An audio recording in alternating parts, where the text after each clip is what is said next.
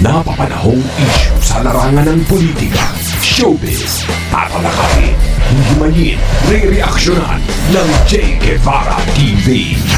J. Guevara TV nga po pala, isang reactor ng mga viral issue na nagaganap dito sa Pilipinas.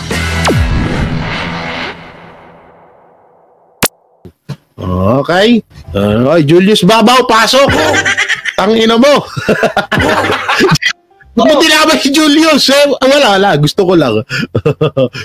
Bakit ba? Okay, pasok. Kung si Mayor Baste, General ng Davao, ang kalaban, ang atin naman niyang si Vice President Sara Duterte, si PNP Chief Romel Marbil ang binabangga. Sa kabila niya, nanindigan pa rin ng PNP na walang bahid ng politika ang paggawas sa security detail ng bise. Nasa frontline na balitang yan, si Marian Enriquez. Huwag kayong mag-alala sa akin. Yan ang mensahe ni Vice President Sara Duterte sa publiko matapos siyang bawasan ng security detail ng PNP. Kasunod yan ng panawagan ni Senator Ronald De La Rosa at Robin Padilla sa mga gustong mag-volunteer para maging bodyguard ng bise at ng kanyang pamilya. Sa statement ni VP Sara, nagpasalamat siya sa mga senador, sundalo, pulis at ordinaryong mamamayan na nag-volunteer. Pero sinabi rin niyang hindi kailangang mag-ambag ng pera para sa kanyang security. May isang hiling lang daw si VP Sara at yan ay ang kaligtasan ng kanyang pamilya. Nanawagan pa siya sa publiko na huwag payagan ang anumang karahasan sa kanyang ina, asawa at 4 na anak, mapapersonal man o internet. Bukod kay VP Sara, binawasan din daw ang security detail ni Senator Bongo na kilalang kaalyado ng mga Duterte. Ako rin po yung natanggalan ng security na mas nauna pa ako sa kanya. Iniisa-isa talaga, no? Alam nyo, siguro mga 3 weeks ago pa po ito. At bilang Vice Chairperson po ng Senate Committee on Public Order and a citizen of this nation, ay alam nyo, concerned rin po ako. Panawagan ni Go sa mga polis, huwag magpadala sa politika at manatiling professional. Si Senator Amy Marcos naman na malapit kay VP Sara iginiit na kailangang ibalik agad ang security detail ng bise. Siya raw kasi ang ikalawang pinakamataas na opisyal sa bansa. Pangalawa, Duterte raw siya kaya posibleng ipahamak siya ng CPP-NPA. Wala pang bagong tugon si PNP Chief Marbil pero dati na niyang sinabing ang pagtanggal ng security detail sa ilang opisyal ng gobyerno ay para mapalakas ang pwersang rumoronda at nagbabantay sa Metro Manila. Hindi rin naman daw nila pinabayaan ang seguridad ni VP Sara kahit maraming salamat. 25 police personnel. Ang tanong, gaano nga ba karami dapat ang nakabantay sa pangalawang Pangulo ng Bansa? Ayon kay Attorney Barry Gutierrez, tagapagsalita noon ni dating Vice President Leni Robredo, kung tutuusin, mas marami ang bantay ng kasulukuyang bise. Nung tumapak sa opisina si VP Sara, nasa higit 430 daw ang security personnel niya. Halos 4 na beses na mas marami kumpara sa 108 lang na bantay ni Robredo noong 2016.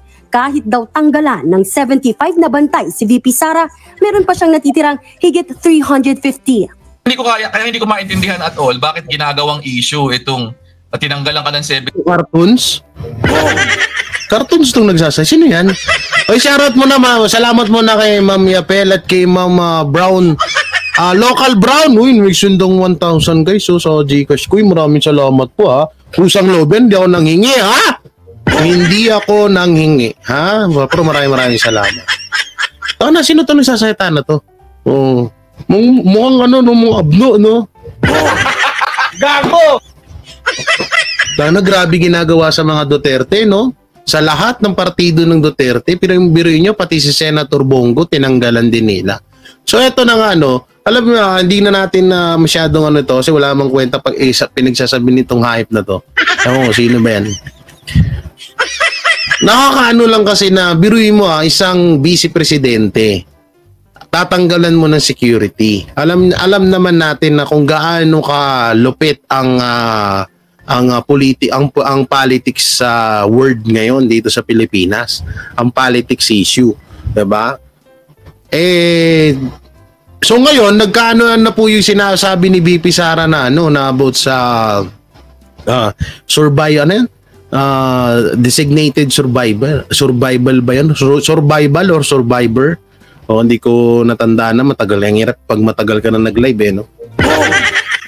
Dito nyo makikita na kung gaano gipitin ng administrasyong Marcos ang mga Duterte at ang mga kaalyado niya.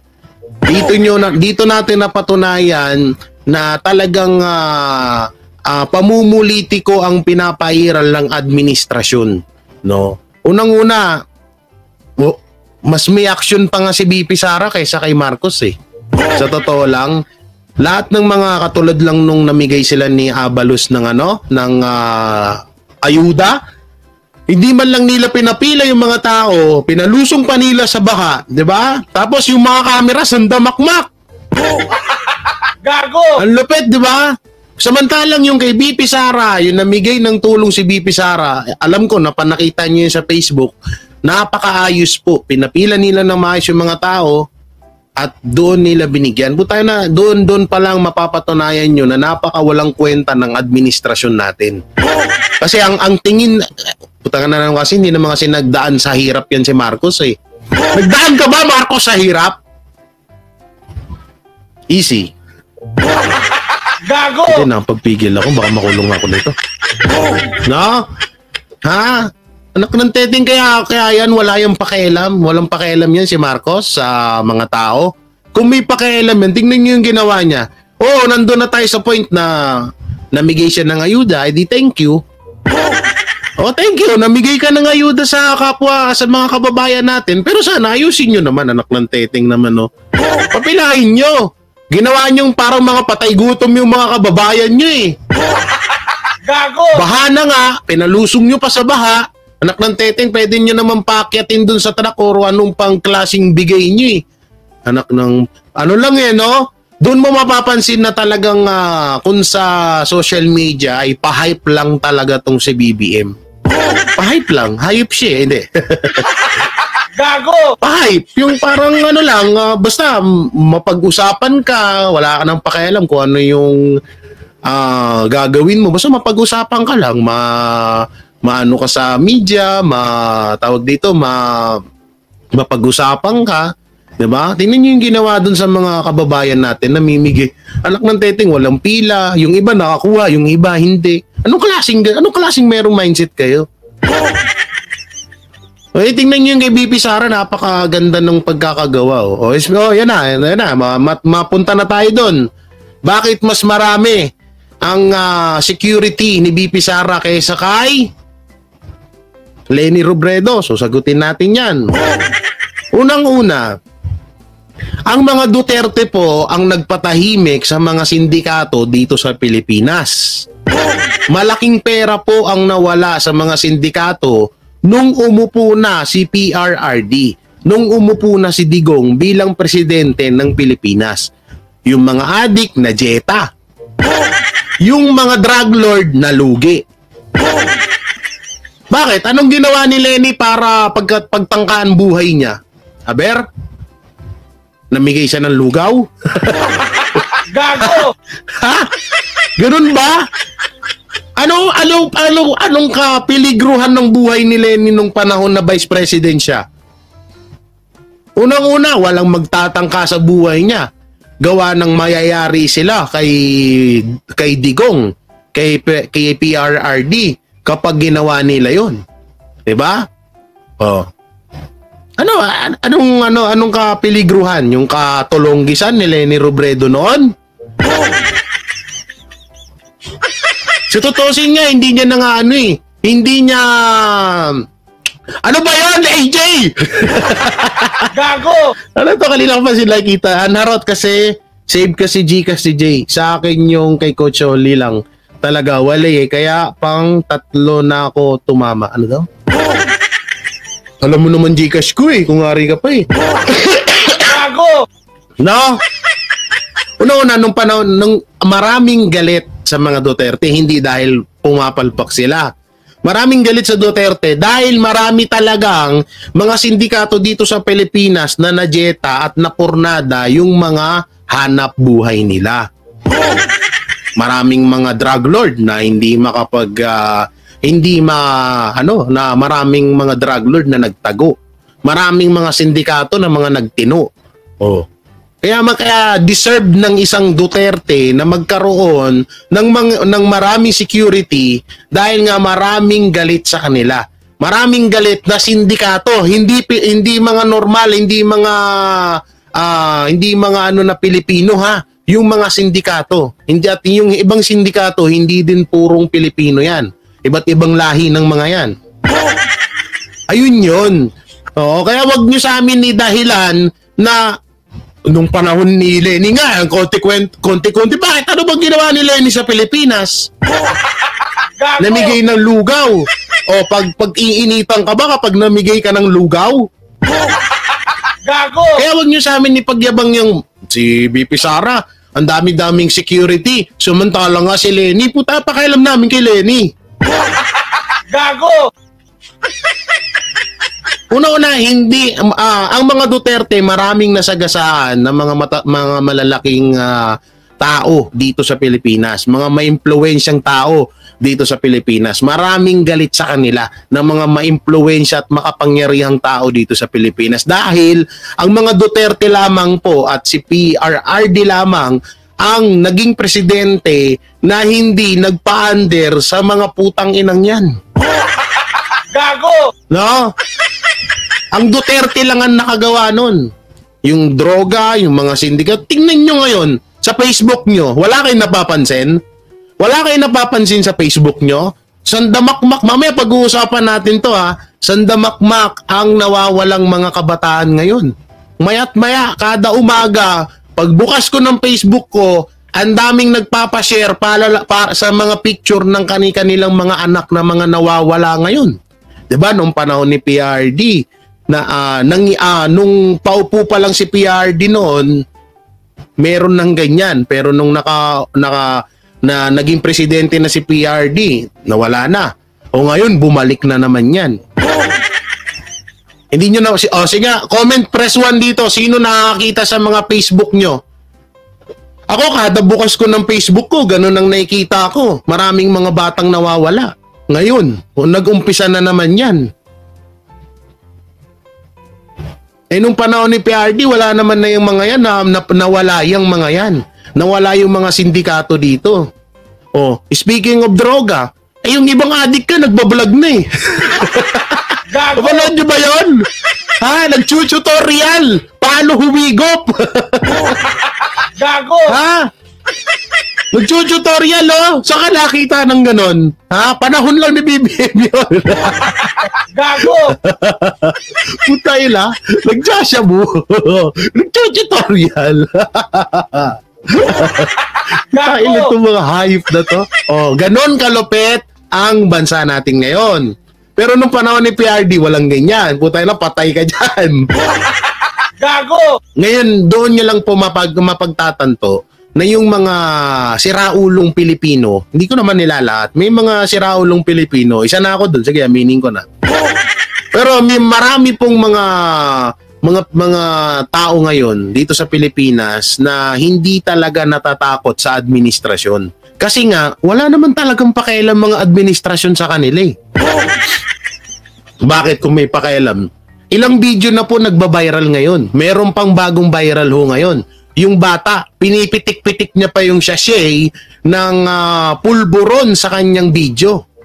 Bata pa yun ha. Tapos yung lalaking long hair na nag-tutorial pa kung paano humigop. Gago! Oh, ganyan ka wala, hindi na kasi sila talaga natatakot. Wala sila na talagang pakialam sa administrasyon dahil wala eh, biruin mo. Unang-una, kapag may napatay ang pulis ng mga adik, sila yung ikukulong. Ang gusto ng administrasyon, pag binaril ka ng adik, hayaan mo lang sila. Gago! Kasi kapag napatay mo yung adik, kulong ka, dismiss ka pa. Diba? O, nangyayari ngayon yan. Kulong ka na, dismiss ka pa. Diyan nyo makikita na yung ibang mga tarantadong mga tao dito, lalong-lalo na yung mga nag-aano ng pulburon, wala na pong respeto at hindi na sila natatakot sa administrasyon natin dahil alam nila na mas kinakampihan sila. Mas kinakampihan sila kaysa sa mga pulis. Kasi isipin nyo, katulad nung nangyari sa Davao. Diba? Ilan yung namatay doon?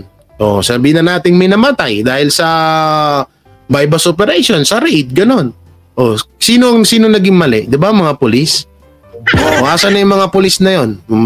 Baka nga yung iba, hanggang ngayon, hindi pa rin nakakabalik. Baka yung iba, nakulong pa. Gago! Kaya yan yung sinasabi, yan yung bara diyan sa sinasabi nitong siraulong malapad ng noon nitong hayop na to. Gago! No, na sinasabi niya na, ay hindi, panahon nga ni Leni Robredo, ano lang konti lang yung security guard eh. Bakit? Anong nagawa ni Leni sa bansa natin? Tanungin nga kita. Gago! Dito to. May nabangga ba si Leni Robredo na mga big timer at may impluwensyang tao dito sa Pilipinas? Wala. Walang ginawa si Leni Robredo. Hindi katulad ni BP Sara na talagang maaring talagang karapat dapat talaga na magkaroon siya ng maraming security sa kadahilanan na una-una yung mga drug lord hindi nila kinaya si PRD. So 'di ba? Ganun yun eh. Kung hindi ko kinaya yung tatay, hindi doon ako sa anak. Hindi yung anak bawian ko. Gago! Pwedeng mangyari yun, di ba? Duterte pa rin yun eh. Oh. Kaya ganun na lang. Hindi yun dahil maarte, hindi dahil putay na wala naman nagawa yung mga dating mga vice president nyo eh. Tapos ngayon, yayabangan nyo kami. Gago! Ano to? Parang pinanganak lang kami kahapon na hindi namin alam yung nangyari. Tigil-tigilan mo kami. O ikaw, tigil-tigil ka to. Attorney, ano to? Barry Manilow. Gago! Singer, parang singer. Hindi, Barry Gutierrez pala. Gutierrez, ganyan mo ka, putay na. Gago! Sorry na. Kita na kasi yung tanga eh. Play natin. 25 pero meron ka pang 350. Yung importansya naman ng isang opisyal, hindi naman dapat nasusukat yon sa dami ng mga bodyguard niya eh. Diba? Nasusukat yon doon sa aktual na trabahong kanyang ginagawa. Ay, tanga lang. Gago! May tanga. Hindi, ganito na lang, attorney. Attorney Barry Manilow. Gago! Ano yung kanta ni Barry Manilow? Nakalimutan ko. Ano yan? Oh, Mandy, and you say in the left and the right thing. Gago! And I sent you away, oh, Mandy. Yun na lang, tama ko. Ganito na lang, Barry. Magpalit kayo ng sitwasyon ni BP Sara. Tangina na baka nga ikaw kalalaki mong tao, baka mas madami ka pang security guard kaysa kay BP Sara eh. Anak ng teteng. Huwag kami ha. Oo. Pero matatandaang noong June 2022, saka palang inactivate ang Vice Presidential Security and Protection Group o VPSPG. Kumbaga, nagkaroon ng hiwalay na unit para sa mga pangalawang pangulo. Para ibalase. Sa isang pahayag ni VP Sara noong June 25, 2022, sinabi niyang makatutulong ang VPSPG sakaling sa mga susunod na eleksyon ay hindi maging maganda ang relasyon ng presidente at vice-presidente. Diba? Tama. Ngayong taon lang, ginawang Presidential Security Command ang Presidential Presidential Security Group at Ang ganda ng reporter ng TV5 ba? In fairness Gago! Ito pangalan nito. Marian Enriquez. Ay, iba din. Enriquez pala. Pwede Manatbay. Ganda Gago! Unit na raw nila ang Vice Presidential Security and Protection Group o VPSPG. Nananatili rin silang professional at nakahandang protektahan ang pangalawang pangulo ng Pilipinas. Maging ang PNP nanindigang walang bahid ng politika ang pagbabawas ng security detail. Sabi nga po, ang mismong ating Chief PNP ang nakiusap na nahayaan na lang po nating magtrabaho yung ating mga pulis at please spare the PNP. Walang bahid ng politiko itinoon nyo ng SONA. Gago! Lumabas lang yung pulburon video, nawalan na ng security guard si BP Sara. Gago! Minsan PNP Chief Pahardo mag-basketball ka na lang. Samahan mo yung pinsan mo doon, si Jomar Pahardo. Junmar Pahardo. Mas bagay ka pa doon eh. Organization po from these political Salamat po, issues and noise. Ma'am Nancy. Nagbabalita Okumura. mula sa Frontline, Marian Enriquez, News 5. Mga kapatid, Mamaya ka na, Julius. Ingay mong hayop ka. Di pa nga ito pinagsasalita eh. Oh, marami pa dito eh. Oh. Mamaya, sige lang. Hanap kasi itong mga to, no? Lupit niya talaga. Pero aminado naman kami, si BP Sara, kayang-kaya ni BP Sara yan. Pero syempre, una-una, kung sa delikado, ang buhay ni BP Sara, delikado talaga. Anak ng teteng ano to? Wait lang. Anak ng teteng sa dami-daming pinatumba na mga business ng mga sindikato dito sa Pilipinas, yung mga Duterte, talagang madedelikado ang buhay ni BP Sara.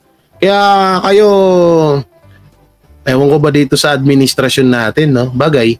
Hindi, baka lang naman, ha? Baka lang naman na kaya tinanggalan si BP Sara ng mga security dahil baka may plano sa buhay ni BP Sara. gago! Pwedeng mangyari yun, ha? Pwedeng mangyari yun. Kaya tayo maging mapagmatsyag tayo, mga kaibigan. Maging mapagmatsyag tayo sa mga kaganapan sa nangyayari sa natin. Pwedeng mangyari yun. Na kaya binawasan si BP Sara ng security guard sa kanya dahil may plano. May plano sa buhay niya. Wag naman sana hong mangyari, no? Pero may posibleng sa dinamida. Ang daming galit, ang daming galit na politiko sa mga Duterte. Nung panahon ni Digong, hindi sila nakapangurap. Nung panahon ni Digong, yung mga adik na jeta, yung mga drug lord, nagsihinaan yung mga hanap buhay. Yung mga ibang sindikato dito na yung mga fake appliances ba yun? Nakalimutan ko na dati, meron din nun eh. No? Talagang maraming galit ko sa maraming galit. Mami, bakit walang jacket si Mami Teresa? Ito lang, Mami, lagyan kita. Mami, ba't iba na yung pangalan mo? Ba't walang picture yan, Mami? Walang si Mami Teresa. Wait lang, lagyan ko lang. Hoy, bakit wala? Hindi ko makita si Mami Teresa dito sa comment. Ayun. Mami, bakit wala ka ng jacket? Ng jacket si Mami Teresa? Ang sabi niya, Jay, yung ubo mo, gamutin mo. Hindi to, Mami. Na to, since birth.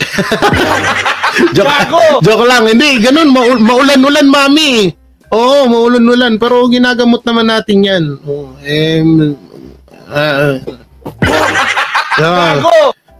Robot ang mga PNP ngayon.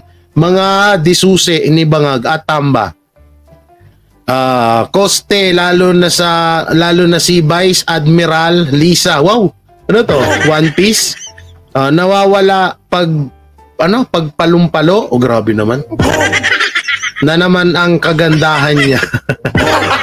Gago! May point ka dyan, Jay. Malay natin tumanggap ng SOP si Chief PNP sa mga drug lord na di umano pwede. Hindi ko alam, ha? Hindi natin alam, ha? Hindi kasi lang yun eh. Napaka-basic lang yun sa panahon ngayon. O ganito, ito wala akong pinagbibintangan. Pero, pwedeng mangyari ito. Ganito, tanggalan nyo na security yan. Ito, 200 million para sa'yo. Gago! Basic yun. Paano ko ba nasabi na basic yung 200 million sa mga sindikato? Putay na, yung 13 billion pulburon nga, diniliver sa checkpoint eh. Gago! Diba? Isipin nyo maigi yun. 200 million, basic yun. Sa mga sindikato, yung 13 billion pulburon nga, diniliver sa checkpoint eh. Gago! Diba? Ganun lang, totoong-totoo yun. Kaya kung sino man yung napag-utusan dyan, malamang sa malamang may kabig na medyo madiin-diin yan. Alam nyo, ang pera ngayon sa mga sindikato, basic na lang ho sa kanila yan. Diba? Yung billion nga eh. 9.4 billion ba yun? O, diniliver nga lang sa checkpoint. Saan ka pa? Gago! Masyado silang galante. Diba, LNM? Ganong kalupit. No? Kaya talagang napakadelikado ni BP Sara. So ito, panoorin pa natin to. Inilis ang issue. Ano naman ito pinagsasabi niya? Oh, BP Sara, iniling sa mga taga-suporta na huwag payagan na ang karahasan sa kanyang pamilya. O, paano inilihis ang issue? Ano ba yung sasabihin nyo? Putang, natakot kayo sa sarili nyo multo? Gago! Pambayad daw ng $5 million na utang, tagig daw ang ipambayad, Jay, ha? Ano to? Hindi ko to gets, ha? Ano to? Pambayad daw ng $500 million na uutangin, tagig daw ang pambayad. Sino? Ano yan? Hindi ko gets yan. Lintek walang ganti ng gipit sa mga Duterte at KOJC. Unsubscribe. Ha? Gago! Lintek lang walang ganti sa nanggigipit sa KOJC at sa mga Duterte. Unsubscribe. Sino yan? Unsubscribe? Ano sasabihin nun? Kamag-anak mo ba si Trillanes? Inabot ka rin? Gago! Oh, garapalan na yan gobyerno, konting ngayon. Kaya nga wala tayong magagawa. Jay, bakit di binabalita ang galing sa UAE? Baka maging NPA ng mga NFA na ang mga bigas na ipang distribute at ang corn beef maging sardinas. Totoo yan? Saan yan? Ipasa nyo nga sa akin yan. Oh, kaya lumipat ka na sa Davao. Kung may bahay lang ako, sino may mga bahay doon sa Davao na bakante, doon pahiram nyo muna sa akin. Ako titira. Oh, gaganda pa yon, lilinis pa bakuran nun. Doon kami sa Davao. Oh. Sabi nito ni Iceberg, malamang ang susunod na naman na gagawin issue kay BP Sara ay kaanib siya ng MNLF. Strategy lang yan ng BBM admin para matabunan ng issue ng pulburong video ni BBM kagaya ng ginawa nila sa ibang issue. Ayun naman, pwede rin mangyari. At alam nyo, viral na viral ngayon yung video ni BBM. Hindi yung pulburon na, wala na akong pakialam dun. Yung video about sa flood control. Gago! Alam nyo, ilang beses na ilang beses na pong sinusuplak ni Marcos ang sarili niya. Unang-una sa 13 billion pulburon na supalpal. Sila mismo ang sumupalpal sa sarili nila. Pangalawa yung about sa Yolanda. Supalpal ulit sila dun. Pangatlo yung sa flood control, 5,000 flood control na hindi matagpu-tagpuan ng mga Pilipino kung nasaan. Gago! Diba? Pang ilang beses na yan na sila mismo sumusupalpal sa kanila. Oh. No? Sila kung ano yung kasiraan na nakukuha ng administrasyon ngayon, kagagawan din nila yon. Hindi yung kagagawan ng Duterte, hindi yung kagagawan naming mga vlogger, ng Banateros, hindi namin kagagawan yun, kagagawan nyo yun, tanga. Gago! Kung hindi ba naman kayo mga tanga, bago kayo magyabang sana, alamin nyo kung meron talaga. Gago! Anak ng teteng, yabang kayo ng yabang, wala naman pala talaga. Gago! Diba? Yan ang hirap sa inyo. Puro kayo yabang, wala namang gawa, puro lang kayo ngawa, wala namang gawa, puro yabang. Tapos, pag nasusupalpal kayo, galit na galit kayo, sinasabi, sinisiraan kayo. Marcos, President Bongbong Marcos, ikaw mismo sumisira sa sarili mo eh. Gago! Biruin mo lang President Bongbong Marcos. Nagyabang ka sa zona mo na meron tayong flood control na 5,000, etc. etc. Tapos nung kinabukasan, nagbagyo, asan yung flood control? Ngayon, tinanong ka ng media kung nasan yung flood control. Anong sagot mo? Ayaw mo munang pag-usapan kasi wala naman talaga. Gago! Anak ng teteng naman yan, no? Yan ang hirap sa iyo eh. Tapos isisihin mo mga vlogger. sisihin nyo, Duterte. Kayo mismo sumisira sa sarili nyo eh. Gago! Lenny, Lily, maraming salamat po. Di ba? Sino ba sumisira sa kanila? Ito ba siya rin? Gago! Hindi pa nga tayo nagsasalita nun eh. Ha? Pagkagising natin, bahala. Gago! Tapos sasabihin ng mga tansu vlogger, puro kayo paninira sa Duterte. Ganon. Gago! Tayo na paano sisiraan? Hindi pa nga kami nagko-content. Pinatunayan na mismo na kasinungalingan yung pinagsasabi niya sa SONA. Gago! Ano niya sasabihin na sinisiraan? Ang paninira ay hindi katotohanan. Halimbawa, ang pogi ko. Ano ba ito? Hindi, mali. Di ba? Halimbawa, ang pangit ko pero hindi naman totoo, di ba? Ayun ng kasiraan na hindi naman pala totoo pero sinasabi nyo. Katulad yan, minsan sinasabihan nyo ako, pangit mo Jay, ang pangit mo pero ang pogi ko naman talaga. Yun. Yun ha. O katulad niya, sinabi natin na asan yung flood control? Kasi pinagyabang mo sa SONA mo yan eh. Natural hahanapin ng mga Pilipino yan eh. Kaya nga SONA eh. Ano gusto mo? Huwag namin paniwala kay SONA? Gago! Anak ng teting kayo ha. Ano daw? Ang script ng mga tanso hanapin ni Inday sa sisiin. Bagay, nga. Sa tanso wala tayong magagawa dyan eh. Pangit ka, kita mo, yan. Katulad yan. Yan ang paninira. Yan ang paninira. Yung sinasabi ni Ate Anharot. Gago! Yan ang paninira. Ma'am Divine shoutout. Yan talaga. Paninira yan, Pangit ka. Oo, di ba? Gago! Ganun yun eh. Anak ng teting na yan, Ano pa? Kaya nga kami, wag nyo na kami lokohin. Kung ayaw nyo palang ayaw nyo palang masupalpal, ayaw nyong hanapan kayo ng mga Pilipino, ng mga pinangako nyo, putang ina, wag kayo mangako. Gago! Tangina naman kasi pangako kayo ng pangako, wala naman kayo natutupad. Anak ng timak naman. Di ba, Bright? Pinangakuan nyo kami ng keso, yung Talano Gold, bigas, yung 4 pesos yung pamasahe sa jeep. Hindi naman nangyari. Tapos sinulit nyo na naman sa SONA nyo. Merong 5,500 flood control. At iba pang marami pang ginagawa para sa ating bansa.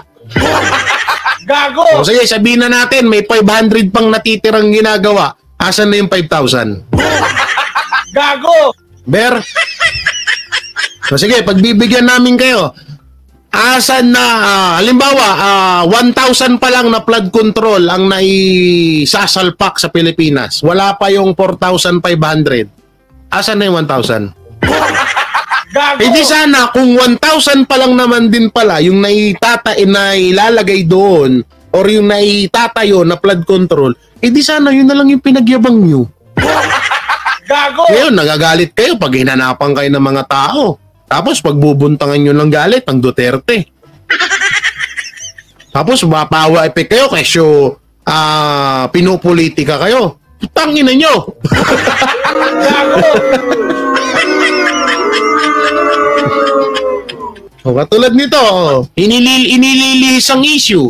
Hindi ko lang alam kung si BP Sara ang nagsalita nito or si BBM. O, panoorin natin. Sa diversionary tactic ng isang mambabatas ang pag-alma ni Vice President Sara Duterte sa pagbabawas ng kanyang security. Wow! Gago! Duterte pa talaga nagda-diversional tactic. Putay na. Gago! Putay na gawain nila yan Gago! Gawain ng admin yan Bakit parang ano kayo ngayon? Galing Detail. Tila inililihis lang daw ng VC ang issue sa pag-alis niya sa bansa sa kasagsagan ng bagyo at habagat. Nasa frontline ng balitang yan si Marian Enriquez. Nagpasalamat si Vice President Sara Duterte kina Senator Bato de la Rosa at Robin Padilla kasunod ng panawagan nila sa mga gustong mag-volunteer para maging bodyguard ng bise at kanyang pamilya. Yan ay matapos bawasan... Bibi Sara! Pagkain lang! Gago! Bigyan mo ako shotgun, lahat ng lumapit sa'yo, patayin ko! Gago! Ano yan? Shhh! Yan ba, may magpapapicture sa'yo, Bibi Sara, no? Kasahan ko na agad yun! Shhh! Sino yan? Okay, lapit! Gago! Gago! Sabi isip ni Bibi Sara, tarantado, pinatay mo, pati supporter natin. Gago! Hindi ako, Bibi Sara, gusto mo, ako yung maging bodyguard nyo, walang problema. Kutsilyo lang gamit ko. Hindi ako gumagamit kasi ng baril kung hanggang kutsilyo lang ako Gago! Kutsilyo lang talaga ang nakagisnan ko. Hilig ko yung hilig kong mag-dark na kutsilyo. Basta kahit gaano kalayo yan. Abnormal kasi. Okay. Philippine National Police ng 75 pulis ang security detail ni VP Sara. Sa isang pahayag, sinabi ng bise na may isang hiling lang siya sa kanyang mga taga-suporta at yan ay ang kaligtasan ng kanyang pamilya. Huwag daw sanang payagan ang anumang karahasan sa kanyang ina, asawa at 4 na anak, mapapersonal man o sa internet. Kasunod nito, iginiit ni Senator Amy Marcos na kilalang malapit kay VP Sara na kailangang maibalik sa lalong madaling panahon ang security detail ng bise. Si VP Sara raw kasi ang ikalawang pinakamataas na opisyal ng bansa. Bukod dyan, isa raw Duterte si VP. Palakpakan natin yung sinabi ni Amy Marcos. Yan palakpakan natin.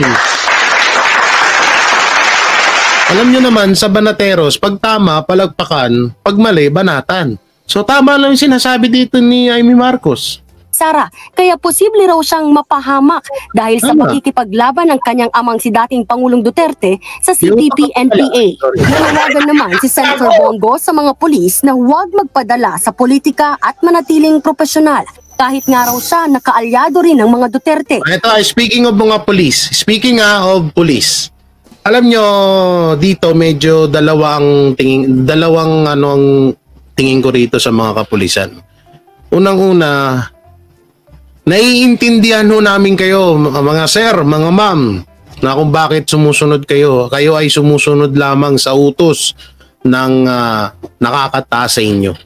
Kasi sa mga pulis po kasi, sa mga hindi nakakaalam, yung kasi yung mga about hanggang sa yung mga benefits or basta may mga yan kailangan matapos mo yan hanggang sa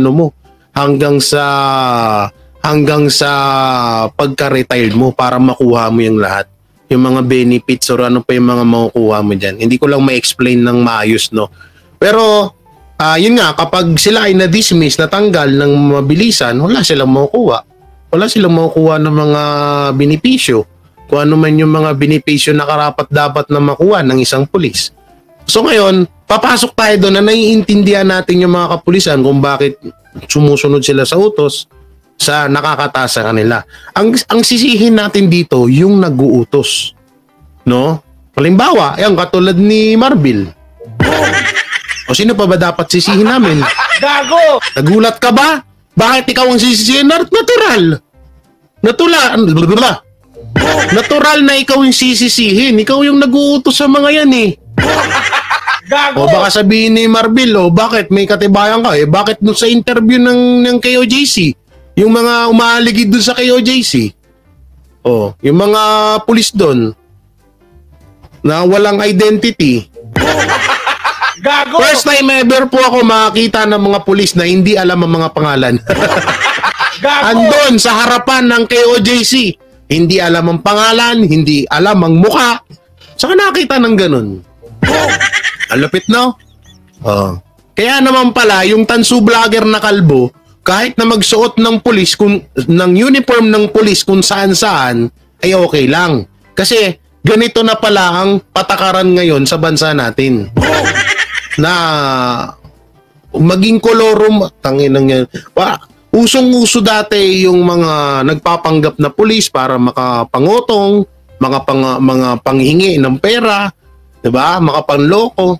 Nagsusot sila ng uniform ng pulis para makapanakot. Ngayon, putangin na, tingnan niyo yung mga pulis dun sa harapan ng KOJC. Tanungin niyo kung anong pangalan.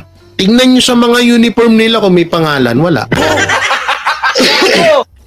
Yung nilapitan namin, nila Banat Bay ng mga batang pulis. Tinatanong namin anong pangalan. Walang masabi. Malay namin kung NPA na ba yung mga yan. Malay namin kung hindi pala talaga totoong pulis yan na pinag-uniform lang para guluhin yung mga member, yung mga tao doon sa Kingdom, sa KOJC compound. 'Di ba? Ganong kalupit ngayon sa panahon natin. Kaya ngayon, sobrang binaboy po. Ay, sa mga kapulisan po, magising ho kayo sa katotohanan. Lalong-lalo ka na sa General Chief PNP, Chief, ano bang tawag kay Marbil? Paki-comment nga. Magising na po kayo sa katotohanan. Nung panahon po ay medyo 50-50 na po ang tingin ng mga Pilipino sa mga kapulisan. Nung panahon wala pa kayo noon. Wala kahit ako, wala pa. Diba? Unti-unti pong pumapangit ang imahe ng kapulisan dahil sa mga ibang mga kapulisan din na sakim sa pera at sakim sa kapangyarihan. Ngayon po ay magising naman po kayo, aba. Tingnan nyo, binababoy na kayo ng administrasyon, no? Yan ba yung gusto nyong marinig sa amin? Yan ba yung gusto nyong makita na tingin namin sa inyo? Na mga kayo, yung mga tagapagtanggol na mga tagapagtanggol namin na tagapagpatupad ng batas ay kayo pa mismo ang sumisira ng batas? Ano yon? Masarap pakinggan nun? Okay sa inyo nun? Okay lang sa inyo na maging ganun ang tingin namin sa inyo? Na habang tumatagal, hindi nyo napapansin na patagal ng patagal, binababoy ng administrasyon yung pagiging mga pulis nyo? So, totoo ngayon, pag nakakakita ako ng pulis, wala lang, parang tanod na lang sa akin. Hindi ko po minamaliit ang lahat ng kapulisan. Meron po dyan na mga matitino pa rin. At alam namin na kayo, sumusunod lang kayo sa inuutos sa inyo. Kaya nga itong sinasabi ko, direkta to kay Marbil. Na sana, isipin nyo na wag nyo naman sanang hayaan na babuhin kayo ng administrasyon. O kung sino man yan nag-uutos sa inyo. Huwag niyo po sanang hayaan na babuyin kayo. Anak ng teteng, noon nga medyo okay na yung tingin ng mga, noon pa man may may bahid na ng pangit na ehemplo ang kapulisan. Tapos ngayon mas pinapangit nyo pa. Gago! Huwag kayong ganun, pangit po yun, ha? At sana magkaroon tayo ng utang na loob. O sige, tanggalin na natin utang na loob. Kasi yung sinasabi ng karamihan na at nangyari naman talaga, Boss Randel and Madam Charot, at nangyari naman talaga na kung hindi dahil kay Duterte, hindi naman tataas ng triple mga sahod nyo, no? Pero sige, wag na natin laging, kasi nakakasawa na rin. Baka sabihin nyo, sinusumbat namin yun. Sa inyo na lang sana. Isipin nyo kung gaanong pangbababoy ng kung sino man yan nag-uutos sa inyo. Tingnan nyo na lang kung gaano kayo binababoy. Dati okay pa yung mga kapulisan eh. Tingnan nyo ngayon. Uta na pababa na ng pababa ang tingin sa inyo ng mga Pilipino. Huwag nyo sanang hayaan na balang araw, no? Na balang araw kayong mga kapulisan parang mga normal na lang ho kayo ng mga residente ang tingin namin din sa inyo. Huwag sanang hong mangyari yun. Gago! Kayo yung tigapagpatupad ng batas, kayo sumisira ng batas. Anong klaseng ganun? Kaya ang daming ang daming siraulo ngayon sa totoo lang. Kasi wala na nakikita nila nakikita nila sa television, sa social media na mga kapulisan wala na sa ayos Pag pinatay ng pulis ang adik, sila ang makukulong. Pag hindi sumunod ang pulis sa mga nag-uutos sa kanila, kahit mali yung inuutos sa kanila, kulong sila, dismiss sila. Gago! Ako hindi ko sinisisi yung mga pulis na sinusunod yung sa kanila, pero magkaroon din kayo ng kaisipan Oo. Magkaroon din po kayo ng kaisipan na mali na ho yung inuutos sa inyo. Wag niyong hayaan na binababoy kayo. Anak ng teteng, ang taas-taas ng tingin ng bawat Pilipino sa mga kapulisan natin dito sa Pilipinas. Ang taas po ng respeto namin sa inyo. Yung ginagawa po ng administrasyon ngayon, binababoy po kayo. Hindi nyo po manahalata yun, sadyang talagang nagtatanga-tangaan at nagbibingi-bingihan lang kayo. Gago!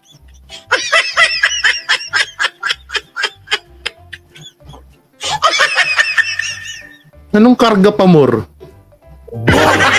Gago! Romeo Ming Rebecca. Si ba? Singhot pa ba? Gago! Iba talaga, no? No, di ba? Bilma, shoutout po.